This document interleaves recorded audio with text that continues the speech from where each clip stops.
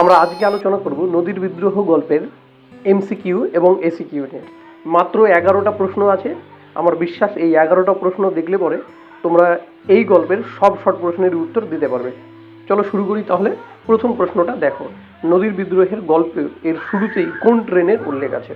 মনে রাখবে ওখানে লেখা ছিল 4:45-এর প্যাসেঞ্জার ট্রেন।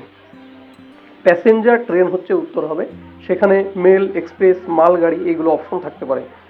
2 নম্বর প্রশ্ন দেখো, স্টেশন থেকে ব্রিজের দূরত্ব কয় মাইল ছিল? এটা উত্তর হবে 1 মাইল। অর্থাৎ নদের চাঁদ যেই স্টেশনে কাজ করতো সেখান থেকে ব্রিজের দূরত্ব কতটুকু? 1 মাইল। প্রশ্ন নাম্বার 3, নদের চাঁদের বয়স কত? এটা তোমরা অনেকেই জানো, নদের চাঁদের বয়স হচ্ছে 30 বছর। প্রশ্ন নাম্বার 4, নদের চাঁদ কতদিন পর আবার নদীকে দেখতে এসেছে?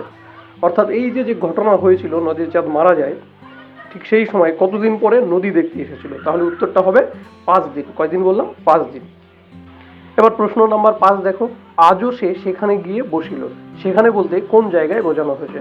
মনে রাখবে যে নদীর তাদের বাড়ির কাছে একটা ছোট্ট নদী ছিল, সেই নদীর প্রসঙ্গ আছে। এখানে কিন্তু সেই নদীর কথা বলা হয়নি, এখানে বলা হয়েছে নদের চাঁদের স্টেশন থেকে 1 মাইল দূরে যে ব্রিজ ছিল সেই ব্রিজের একটা ধারক স্তম্ভর শেষ প্রান্ত, সেখানে গিয়ে সে বসত।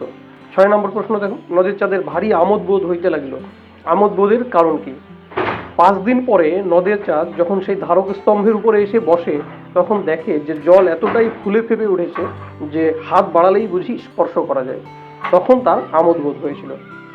প্রশ্ন নাম্বার 7 দেখো, চোখের পলকে কোথায় অদৃশ্য হয়ে গেল চিঠিখানা? এখানে কোন চিঠির কথা বলা হয়েছে?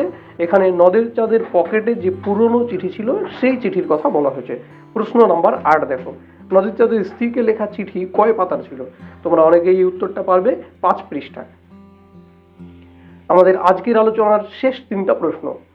9 নম্বর প্রশ্ন দেখো, একখানি পাতা ছিঁড়িয়া দুমড়াইয়া মোচড়াইয়া জলে ফেলিয়া দিতে লাগিল। এখানে কোন চিঠির কথা বলা হয়েছে? মনে রাখবেন যে নদের চাঁদ তার স্ত্রীকে যে 5 পৃষ্ঠাব্যাপী চিঠি লিখেছিল সেই চিঠির পাতার কথাই এখানে বলা হয়েছে। প্রশ্ন নাম্বার 10, নদীর বিদ্রোহের কারণ সে বুঝতে পেরেছে। নদীর বিদ্রোহের কারণ কি? এটা একটু বড় লিখতে হবে যে নদীর সামনে যে ব্রিজ, তার চারপাশে যে বাধা, সেগুলোকে সে ভেঙে স্বচ্ছন্দ গতিতে এগিয়ে যেতে চায়।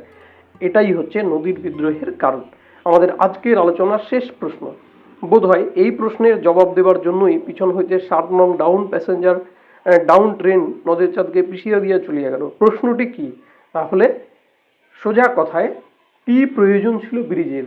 এই প্রশ্নের উত্তর দেওয়ার জন্য নদের চাঁদকে 7 নং ডাউন প্যাসেঞ্জার ট্রেন পিছিয়ে দিয়ে চলে গিয়েছিল।